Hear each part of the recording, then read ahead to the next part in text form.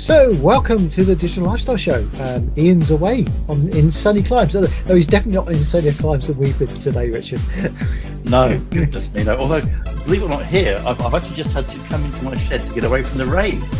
The rain began just now. But the rain has been due, so hopefully a break here, because it's still, as of this moment, 3 degrees in my garden. Yes, I must admit, I had a thermometer which I stupidly mounted to the outside of my shed that I work in at the bottom of my garden. Of course, it took the direct sun, it took all the sunlight and all the reflected heat, and at one point it hit 48 degrees, according to that. Ooh, ouch. Whereas inside my shed was a balmy 42 degrees Celsius. So, Anybody in the UK knows what we're talking about. We're recording on a Tuesday night, and this Tuesday has been the hottest day in recorded history. Well, since records began, I should say, not recorded history. Yeah, since records began. It's been a bad day. The UK isn't really designed for this kind of thing, is it? No. I mean, people say that it's hotter in a lot of other countries and they cope, but they cope because their buildings are designed to cope. Our buildings are designed to keep us warm in the winter, not cool in the summer. Our buildings are all about the rain and the cold. They're not about the insane heat. So yes.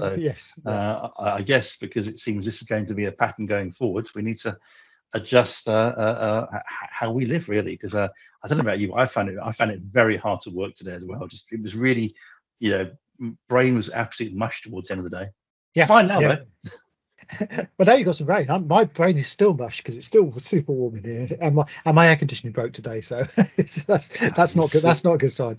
That's the worst time. It's a bit like when one's heating always breaks in winter. Now we have the AC to work in the summer. I must admit, when I had my house renovated a few years ago, and I thought, shall I get air conditioning? I thought, that's no point, really. For a few days a year, what's the point? Until I thought, I wish I'd got the air conditioning in. But never mind. Yeah. Never mind. I'm sure it. Although what's interesting is the rooms are double glazed, or double glazed rather. I found they're actually staying quite cool. So it's whenever a window's open and the hot air comes rushing in, it's not so good then. Yeah, indeed. But you could always have a swamp cooler or some form of old style air conditioning. You can, and I'd also be interested to hear from your from your standpoint, as EV and living via electrical power, what one could do with, say, solar panels and air conditioning and how that would all work. Yeah, I mean, certainly solar would work really well to power air conditioning. I mean, that's the great trade-off, isn't it? If we get to the point where we're having to cool our houses every year, then air conditioning is a very expensive thing on electricity. But equally, if you're going to be cooling your house, you're going to be getting a lot of solar, so you could very easily drive a couple of 2 or 3 portable air conditioning units off your solar energy in that situation. So could this be?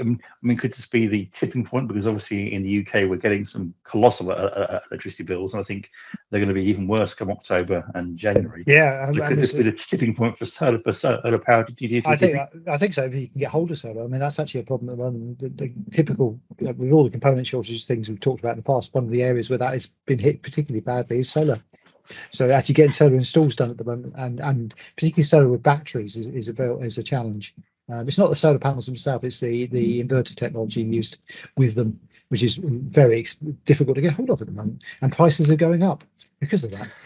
Well, exactly. Prices being what they are. I mean, what kind of figures are you looking at to say get enough photovoltaics to kind of run an air conditioning unit for a room or 2 rooms? Two. I mean, if it's 2 rooms, you wouldn't need that many panels. You probably, I'm sure I'll get corrected on this, but you would need modern panels.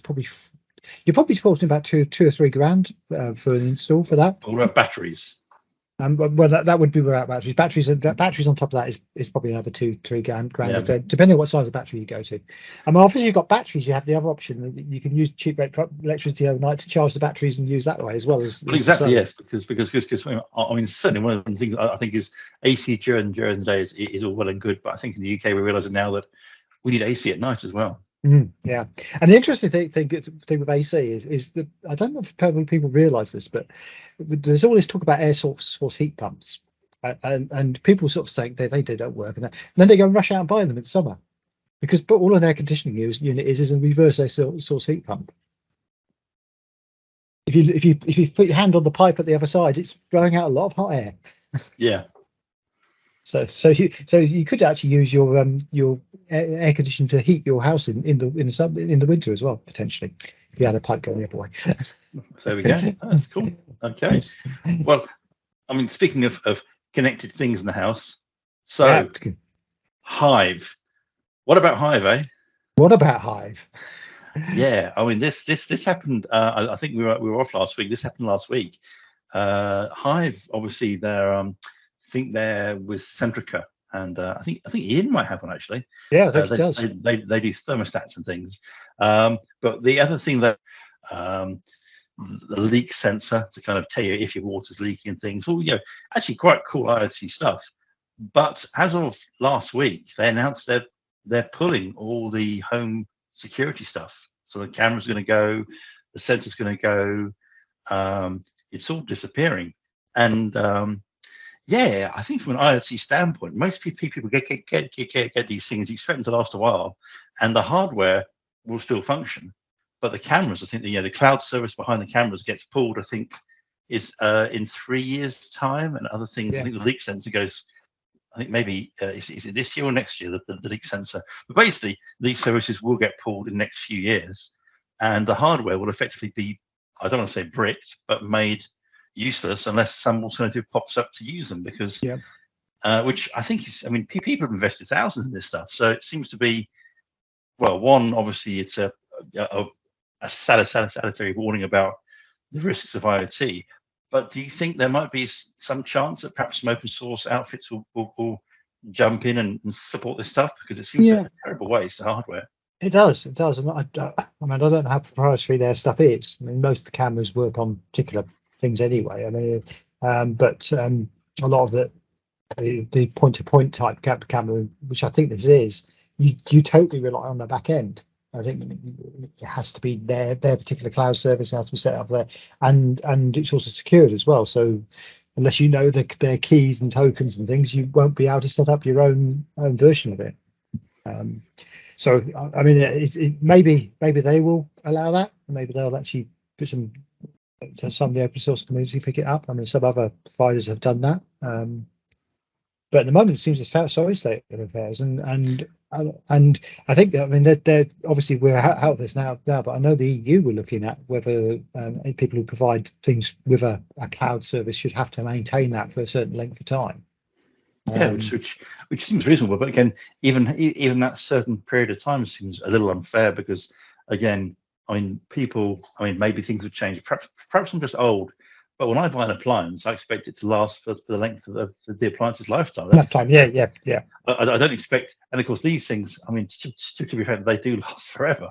But I'm still using some Blink cameras that I got maybe 6 years ago now, and they're still working fine. And the batteries are the same batteries that came with them. It's astonishing, really. But of course, I know they depend on the Amazon cloud. I know that if that service stopped working, they would stop working. So it just seems to be. I mean, maybe there's a great scope here for some kind of regulation from the EU or the UK around supporting them and keeping the cloud running for what is all well and good. But perhaps needs to be some regulations around actually the standards must be open. So if they do disappear, other people could dive in and support them. Yeah. Maybe some form of trust, put in trust so that if anything goes wrong, those tokens and things are released. I'm saying, I mean, there's been a few of these companies go bust, and then everything sort of is up for grabs, and it's very difficult. It is difficult, and of course, one does feel terrible for consumers that have spent a lot of money on this stuff. Absolutely, yeah. It's I mean, sometimes you get why. The problem is that this stuff is expensive to keep going. I mean, the cloud services are not cheap. They've gone up in price quite a bit recently. They have indeed. And if you're not selling this stuff regularly, you can't afford to keep the clouds going. But maybe we've always all moaned about subscription services when you buy something. I tend to be more of a thought now. If it's clearly stated on the package before you buy it, and you know what you're buying with a subscription service, that's actually the better way for a lot of these people to go, because it's maintainable. Then you can afford to keep it going. Yeah, I think that would probably be fair enough to say. You get your first year free, and then thereafter it's yeah, £15, £20 a year, or yeah, whatever. yeah. Which But seems it to make has to. sense. But what I really hate is when that's not obvious when you buy the product, and always bought it after you bought the product. Well, yes, of course. I mean, there are some cases going through with the UK's Competition Markets Authority with, I think, is it McAfee and Norton have both been hammered by this, where they've been I'd say hauled over the coals somewhat by virtue of the fact you'll buy, say, a malware package, you'll pay for it up front, and then you'll have to then renew and start subscribing. But it's quite difficult to one, know how to turn off that subscription, and two, to realize the fact it's going to jump up massively in year one or year two, which has caused a few problems.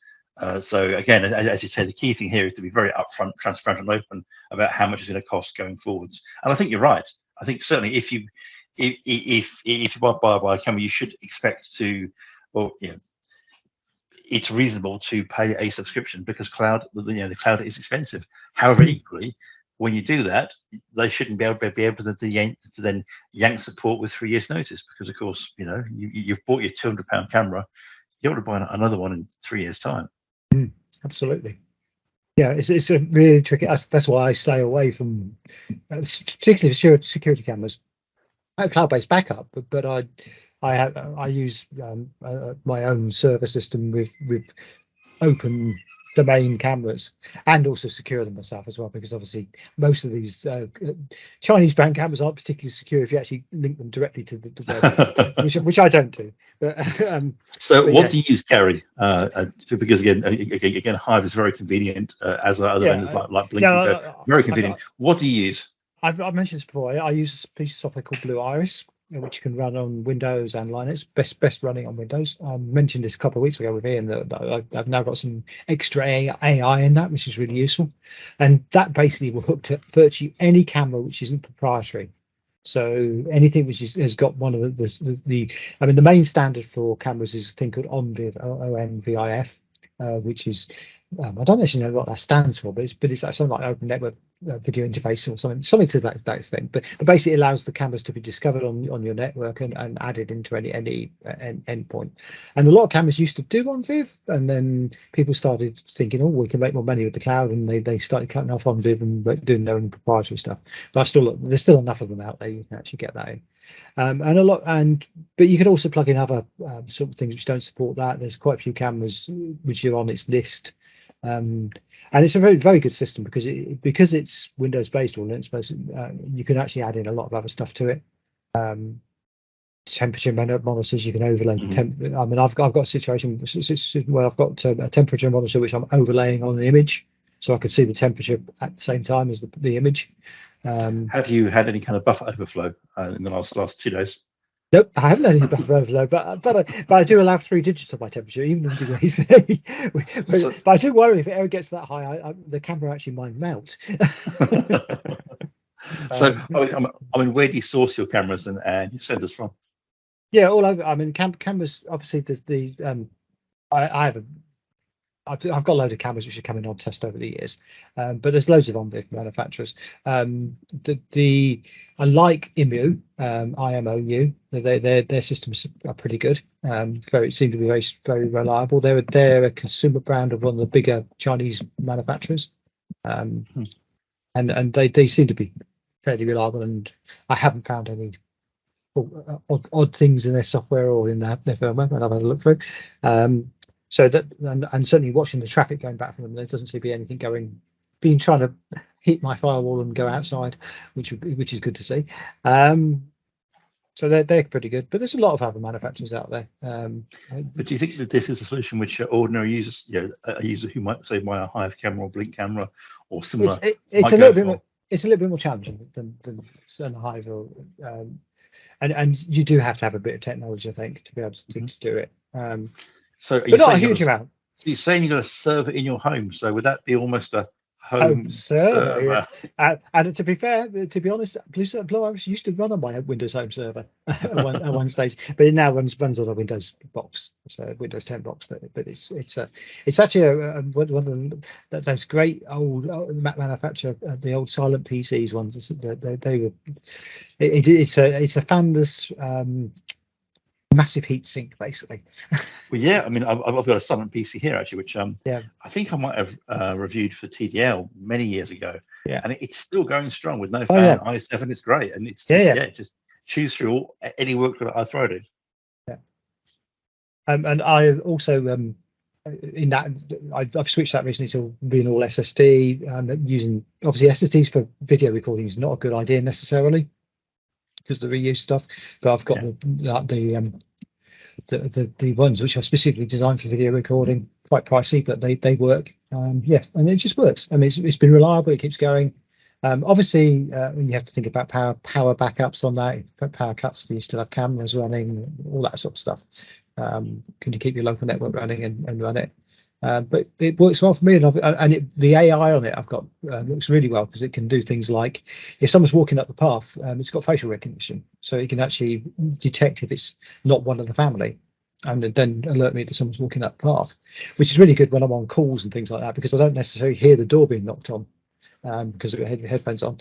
So I've got a huge light up here which flashes green if someone's come approaching the door, if it's a member of the family, and flashes red if it's someone who's not a member of the family, so I can be prepared for the postman to knock.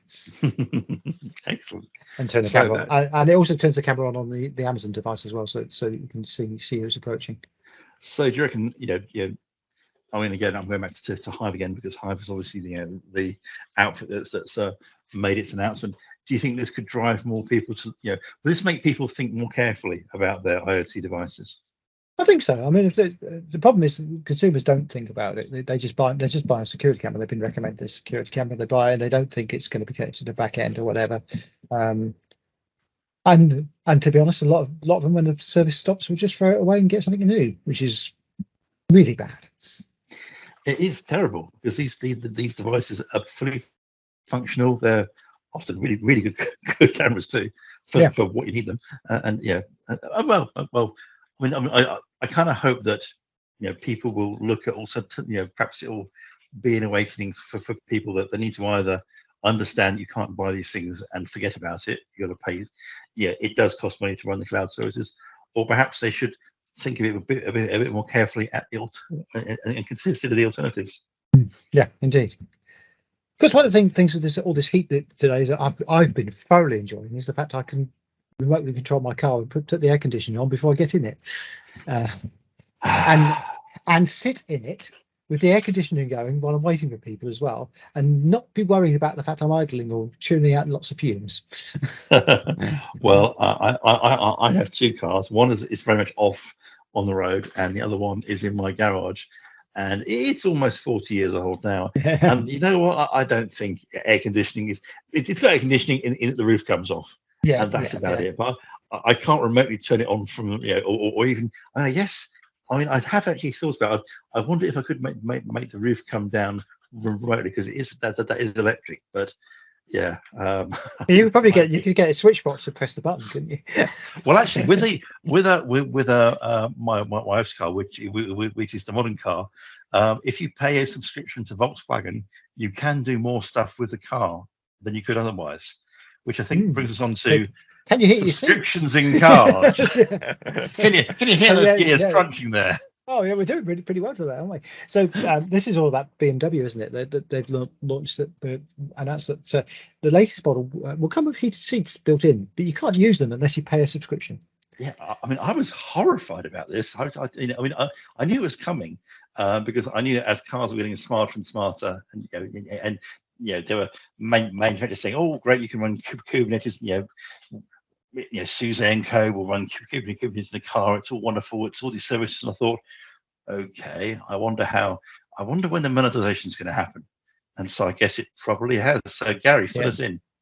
Yeah. So basically, the idea in it is, and there's some logic from the manufacturer's point of view here. They are going to build one single model with everything built in, all the electrics and everything else. but you will only be able to use certain features of the car if you pay a subscription. And you might think, this is mad. I mean, surely I've bought the car. Well, you bought the car, but you haven't bought the ability to use all of the car. But I've bought the heated seats. My bottom is on a seat that's got the hardware in it to heat it. Yeah, why can't I use it? And now, what the argument would be, and the logic is difficult to get totally here, but the idea is that you would pay the same price you would have paid for a car which didn't have the heated seat built in. Although that's not, it doesn't seem to be exactly true in BMW's marketing in the latest pricing. But the idea is that if you bought a base model BMW without a heated seat, it would cost you this much. And if you bought this new model, which has a heated seat in, but you're not allowed to use it, it's still going to cost you the same as it would have cost you for the base model. And then they will charge up. They would charge you the same sort of money that you would have had to pay for an upgraded model to get your heated seats as a subscription model. Yeah, I mean, you can pay in advance. You can pay for a certain number of years of it. I think there's even a pay outright model. There's some discussion going on whether that actually how that works with the second-hand market, whether you actually get those subscriptions as you move on if you sell the car, or does it go back to being just the base model and the next customer has to pay these subscriptions. But yeah, I mean that's basically the concept behind it. I mean it's been there before. I mean we've seen software limited stuff with Tesla. I mean their motors were and batteries were software limited when in some of their models, and you could pay an upgrade to get them to be. But I think the key thing there is you could pay an upgrade and then they're unlocked and that's it. Whereas, and I know other car manufacturers have also had you pay and then it's unlocked. It's the subscription bit that worries me here, because you're to pay monthly or however long, and then when you stop paying, your bottom goes cold. Yes, and I think that's. But then again, I mean, flipping it a little bit, and you can't do this, but because of the way the BMW have structured it. But you might argue. You also can't flip it because the cars are very well designed as well. Yeah, true. But you say heated seat, for example. There are only certain times a year you actually want to use a heated seat. So you could argue potentially you might want to only turn the subscription on for two or 3 months a year. Now BMW don't let you do that. But it's a slippery slope. When we're talking heated seats here, I'm sure there'll be many other bits and pieces of the car that will go. Oh yeah, from being say a software upgrade, which is a one-off, to being a subscription. All kinds of things. I mean, I'm just not sure. I like the idea of particularly with an item that's so expensive. The cars are very expensive. I know obviously, people are now moving more towards lease models. Not so many people will buy a brand new car outright anymore. You'll lease it or you'll whatever. I mean, the second-hand market, as you say, is a whole different ball game. But it just seems to be very, I don't know, almost penny pinch. Say, here's this vast outlay you're making, but if you want this feature, you got to pay £25 a month, or $30 a month, or $50 a month, or whatever. It just seems to be almost penny pinching, really. I'm not sure I agree with it. No, I think it's definitely a slippery slope. I think it's really difficult to see how. Well, you can certainly see where they would go with this, and manufacturers really want you to rent the cars. They don't want you to buy them. They make more money that way. Again, I was having this conversation with Ian before. There's a lot of companies now doing this where they because they want to tie you in. They want you to get the next car from them, the next car from the next car from them. And this is, I'm sure. I mean, one of the issues for the manufacturers with electric cars is they last so bloody long. They don't wear out. I mean, with electric cars, they either go wrong in the first few months with underlying battery faults or things like that, which are in the initial manufacturing, although they keep going forever. I mean, I know cars with 500,000 miles on the road, which are electric ones, and servicing and things cost a lot of the business models for the manufacturers of cars go out the windows with electric cars, and they've got to find other ways to make money. And I think that might be one of the driving forces here for BMW. Poor old BMW. I'm so sorry for them. I mean, to counter this, one of my friends is just buying a BMW.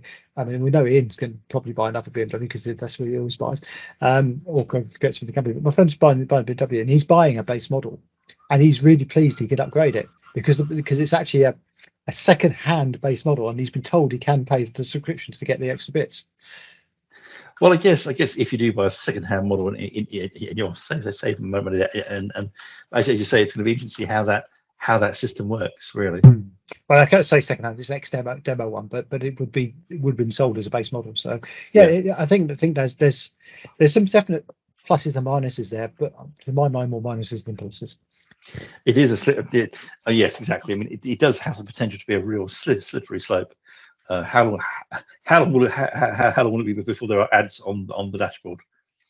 Well, on the outside of the car. We mentioned yes. Before BMW's colour changing car, so oh wow, that can be pixel addressed. So that is horrifying. Horrifying. You can buy your car with or without ads. Oh no. Oh dear. Okay, well that's very distressing. I was wondering, actually, speaking of electric cars, if you happen to see the article that I think is Adam Kay put.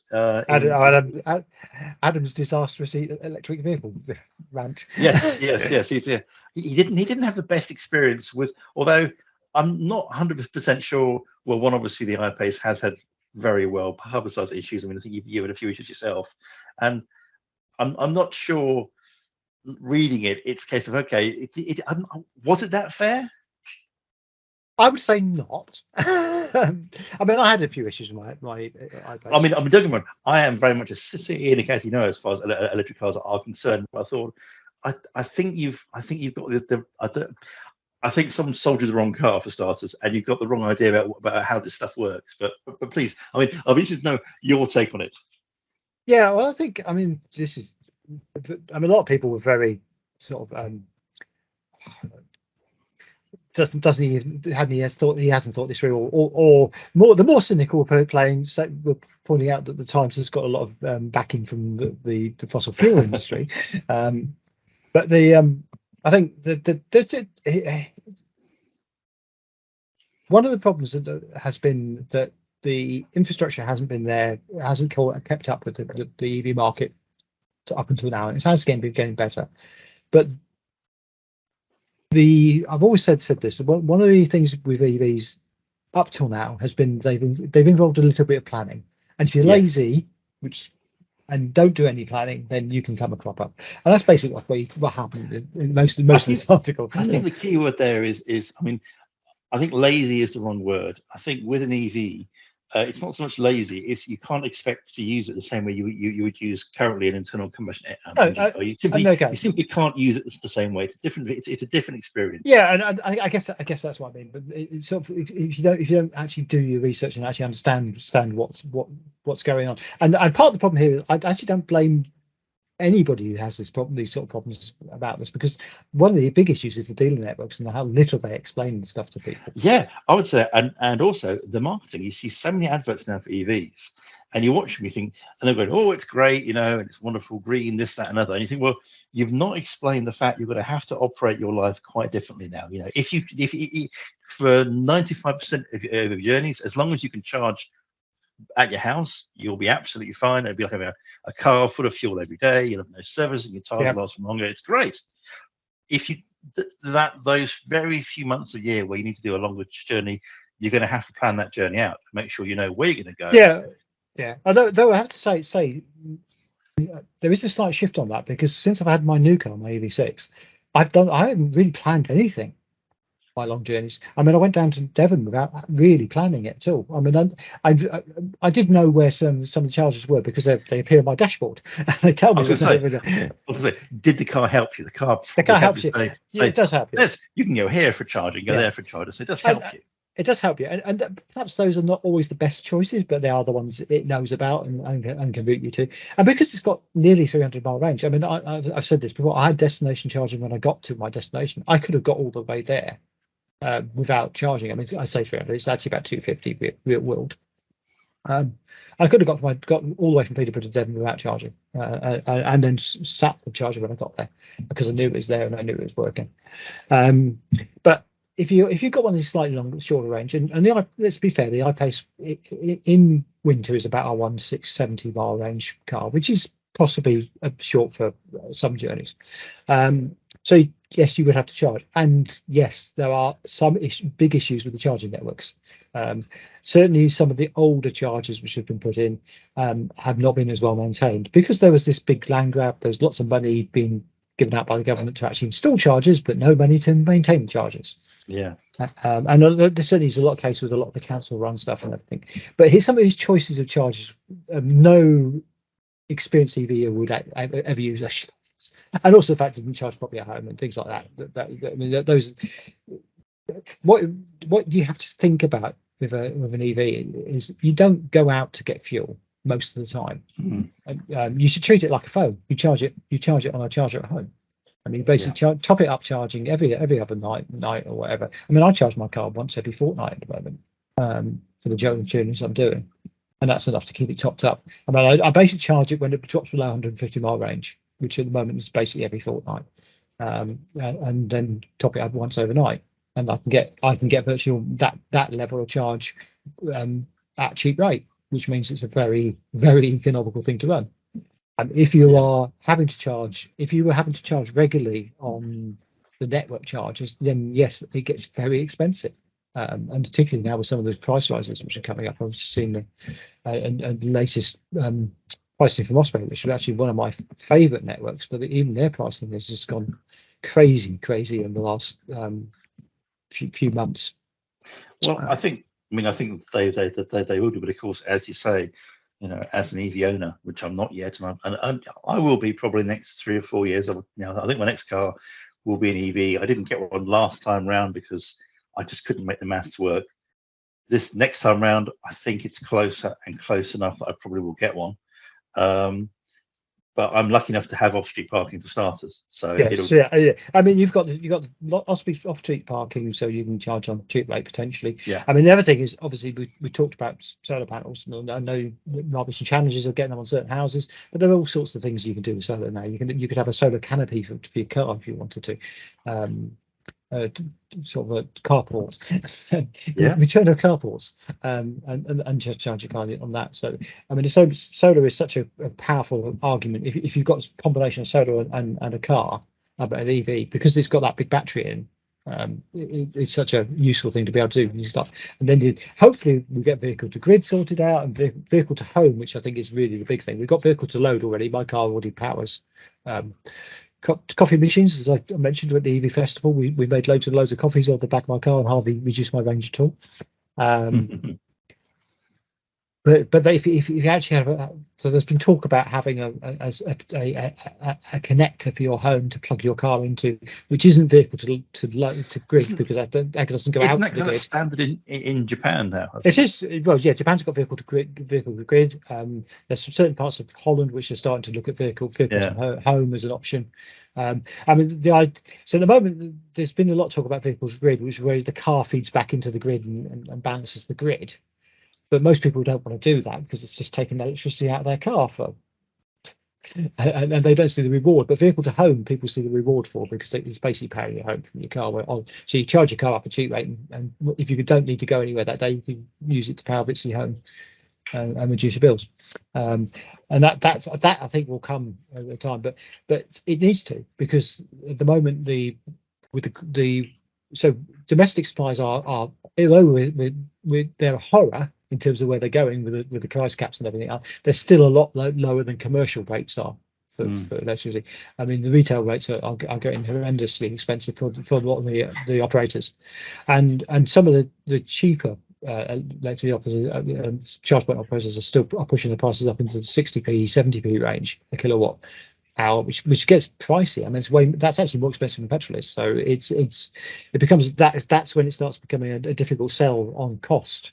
I mean, hopefully those prices will come down. I'm not sure that if that ever really come on. I mean, I know the price of fuel is supposed to drop by £10 a tank fairly soon, but it's one of those things that you think, well, it's going to go up, and it probably won't come down significantly. That'll be the level we'll get used to. But again, if one's got an EV, then one's only using those commercial chargers if one hasn't got off-street charging, and there seems to be a sort of off-street parking, which is going to be always difficult with an EV. Or if you just have to plan your journeys. And again, I speak as a cynic, as you know, I'm not a huge fan of EVs by any stretch of imagination, but I just can't see why you wouldn't simply plan your journey knowing how far your car can go. It's a very simple equation, really, because the joy of EVs is you might get stuck in traffic, you might go slowly. It's not going to really affect your range that much, is it? No, I've actually been stuck in traffic. It's very little draining. I mean, obviously, exactly. If you've got your aircon, if you're stuck in traffic today, you might get some drain because your aircon will be hammering away. But yeah, I mean, but if otherwise, the motor's not going to be running, and it's a. I mean, the great thing about which gets me totally with this is the car tells you all the time how much range you've got. Yeah, and anywhere in the country now, you're within 40 miles of a charger. I think that was a stat I saw the other day. So even a lot of the holes have been filled in recently, where we had massive holes in terms of charging network, and some of those chargers aren't the best chargers in the world, and whether they're actually working is another aspect as well. But even sort of places like Royal Norfolk have got tons of chargers popping up everywhere. And how's Wales looking? Wales is actually even picking up. There's fantastic. There's some quite good charging network stuff. Osprey are putting some stuff in and things. So yes, you might pay a bit extra for the one-off charge. I mean, there's still not enough chargers, and chargers will always lag unless there's sort of real incentives to install them. Chargers will always lag behind the cars. But you build it, they will come. I mean, if you look at how when petrol cars first hit the road, then there weren't that many petrol stations out there. You had to plan your journey to pump that home. Although, I mean, the transition that they're trying to make, certainly in the UK, they're trying to push the transition much faster than I think the infrastructure can cope with. If you think how long it took petrol stations to build to the point where they are now. But counter argument to that is the cars are getting better. So we're now seeing most cars getting to over 200-mile range, unless you buy a particularly smaller one. I mean, absolutely. I mean, I'm going to a festival on Thursday, and it's hilarious, and it's a science sort of green energy festival type thing. There's no charging points at all. You put your car in a field, and that's it. And from here, it's probably about 200 miles. But I did, because I thought of you, Gary. I did look to see what charge points were around the place, and there were so many now. Whereas 3 years ago, I'd have been completely snookered. Now it's like, well, there's a plaza here, there's a plaza there. You can just pitch up and you can charge your car up if you have to do it once a year. Yeah.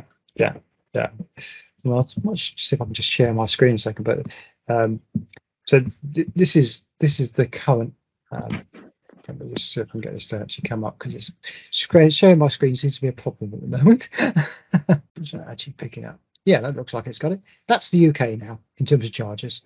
That's not on my screen, but this is a joy of Teams. Oh, there we go. There we go. Look at that. That's very dense. Very dense. Yes. So you're never far away from the charger now. I mean, as I say, some of those may not be working. Some of them are not high speed ones. Some of them lower speed ones. But it's got a lot better. But what we need is charging hubs, so that when you turn up for a charger and someone else is on it, you can go to another charger and pick that up.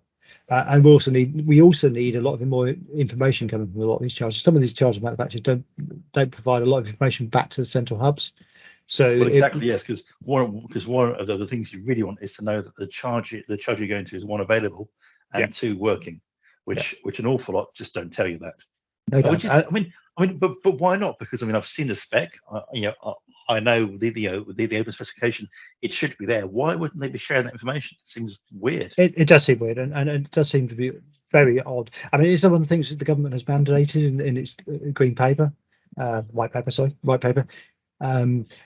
So hopefully that will come in. That we do have to have that. Everybody has to supply information back.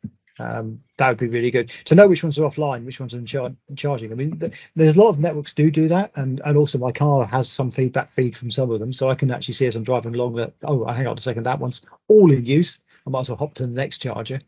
And I've always got enough range to do that, because I tend to charge when I get about half the tank. A lot of people charge, which isn't actually the most efficient way of charging, because you actually better off getting down to about 20% and charging from there, because you'll get a faster charge. But just for keeping family happy that they're not going to run out of power, I tend to charge at half tanks, and you've always got enough range to get to the next 2 or 3 charges if you do that. So yeah, it works. I mean, it's certainly working for me. I mean, I've certainly not run out of power since I've had an electric car. Well done. Well, sorry to tear you away from the world of electric vehicles, but we should also probably talk about the other interesting Microsoft news this week. Oh yes, of course, yeah. Which is, I think it was first reported on Windows Central. I think Zach Bowden had a chat with some chums, and apparently, and again, I have to say, Microsoft has said they won't comment on rumor and speculation. Just to make that clear, but apparently Windows is going to shift to a major release every 3 years, with kind of feature updates in between. I think this is a great idea personally. I'm very happy to see this. I think it's brilliant. But I mean, are you aware of this from obviously you can't comment from the MVP standpoint, but what's your take on it? Well, to be honest, until I saw the article, I'd heard nothing, not even rumors about it. So I think they're obviously keeping it close to their chest if they are going to go this way. Yeah, because they went to the annual cadence. I think, was it this year or last year? It was very recently, because they were doing the six-month monthly cadence, which, I mean, as we know, went disastrously wrong. I mean, it was catastrophic what went wrong with Windows a mere 3 or 4 years ago, and they've since kind of sort of stabilized and had a breath, and they've moved to the annual cadence, and now it appears they're going to go for back to the 3 yearly cadence, which is what we had, well, really since day one with Windows. Yeah, I mean, I quite like the 3 year cadence idea. I must admit, I think it gives them more time to get it right. Well, exactly. I mean, I think quality has been a real issue of late with not of late, the last few years with Windows. I think 3 years, as you say, does give them a chance to get it right. Plus, they've yanked so much out of the core now. Things at the start and user search experience is now well out of the core, that they can adjust that and tweak that without actually messing with the core of Windows itself. Yeah, indeed. I think, and also I think this actually seems to be best of both worlds, doesn't it? You've got the cadence, longer cadence, so they can get the major release stuff up, but we're still getting feature releases. We're still getting enough stuff to keep people interested. Yeah, I mean, obviously there's been the media player stuff. Oh, look, they introduced CD ripping as well, which was the 1990s called and want their PC back. But other features as well, which can now be dropped on a more regular basis. But the core S appears to be, well, if this article is correct, and I've no doubt. I mean, Zach tends to be pretty spot on. Kind of feels like maybe there's been some, I wouldn't call it selective leaking, but there's been they've kind of floated this out there to see what the reaction is, and I think most of us think it's a really good idea. Yeah, must admit, I'm with that. I think it would work much better than the way we've been pushing things out recently. But yeah, because we have this weird situation where you have the long-term service and channel versions, and you have the 6 monthly or annual release. It's very confusing, really, and of course most enterprises would always prefer to have long-term anyway, which means and to be honest, with my dev head on and managing dev teams hate having regular releases. Regular releases with fixed targets for what's going to be in them are a nightmare. Do you think? Do you think there's kind of this mindset within Microsoft whereby they're looking at the likes of Kubernetes and other operating systems or other platforms and saying, "Oh, crikey, they do releases every few months. We should do that too." And I'm just not sure Windows is the right system to do that with. It's just huge. I think you can still as I said, they're still talking about from what I can work out on the article. I mean, it's obviously all room and hearsay anyway, that there would still be minor pushes out, and which may still have some feature changes in. So I think you get, as I say, you get the best of both worlds. I think if you can have that release cadence of actually churning out stuff, but you're not churning out major changes every year or whatever it is, which probably is a bit too short a time to actually get them tested properly. Yes, you're right. So I think our vote is this is a good idea. 3 yearly cadence. Microsoft, let's do this. We're behind you 100% there, because we did not like the 6-month monthly cadence at all. Yeah, indeed. Ah, dear. Excellent. So, anything new in the developer world? Well, there's always new stuff in the developer world, but yeah, I mean, I think the whole obviously new .NET stuff coming out, C# new version coming out, but yeah, it's probably not for this market, but but it's not. I mean, obviously we've had have we had a new Pi since I talked to you last? We had the well, I think, well, crikey, Gary, we've not spoken for a while. We had the was it the Wi-Fi enabled? Oh yes, RP2040. Is it the Pico? I think. Yeah, that came out. It's a slightly more expensive, but it had Wi-Fi on it, which is, I mean, I've got one here actually. It's, I have to say, it's a brilliant device. I mean, I mean, the one I got was clearly from a reel of the things, but it's great. I mean, it's one of those bits of hardware that you kind of almost think you're living in the future, because this is ridiculously cheap, and yet it's more powerful. I mean, obviously the RP2040, they call it a microcontroller, but I've used microcontrollers. This does a lot more stuff than an average microcontroller, and of course now with Wi-Fi on board as well, it's you can do a lot of stuff with it. I was very impressed. I was very impressed. And obviously, it's not a patch on on a full blown Pi or even Nano. It's different machine completely, but still the stuff you can. I mean, it run Python, and you can then well, I'm infusing too much, but yeah, I was very impressed with what I was able to do with it. And the first thing I did was I used it as a hotspot. Yeah, and it worked an absolute treat. It was great. And of course, then you think, oh, hotspots, like probably maybe Pi-hole type things. And yeah, so it's great. Must be the first thing I thought of when I first saw it was, oh, that'd be a great Pi-hole device. Yeah, I mean, it's. I think you need to strip down the existing thing, but I'm sure the Pi-hole the Pi-hole team is working on that. If not already done, because it would be the perfect device. But it's, I mean, it's just, well, words fail me. Just what the team have achieved with it. It's very hard to criticize, apart from the fact that the price has jumped quite considerably by about $1 or so. So it's, which for one-off hobbyists is fine. For I think if you're buying thousands, and suddenly it becomes more significant. But of course you get the Wi-Fi, and of course the old one is still available if you don't want Wi-Fi. But it makes life much easier, and certainly with the Pi itself, when they adjusted the build of Debian a few months ago to be able to pick up Bluetooth keyboards and things during setup, that made my life massively easier. It really did. Yeah, they do try. They do try really hard to make our lives easier. They do, but again, I mean, it's hard not to come off sounding like a fanboy. But I was just really impressed with what the device does. Really, generally impressed by it. It was but that's the only new Raspberry Pi device that I think has appeared since we last spoke. Yeah, that was what I was just thinking about, because I could see so many potential uses for that. Yes, in terms of your day job, yeah, how would you use it?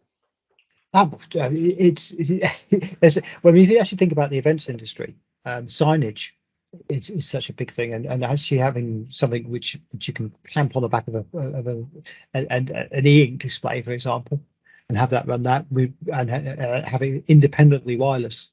That's such a useful thing, and because it's low heat, low power, it's just it ticks a lots of boxes for that sort of thing.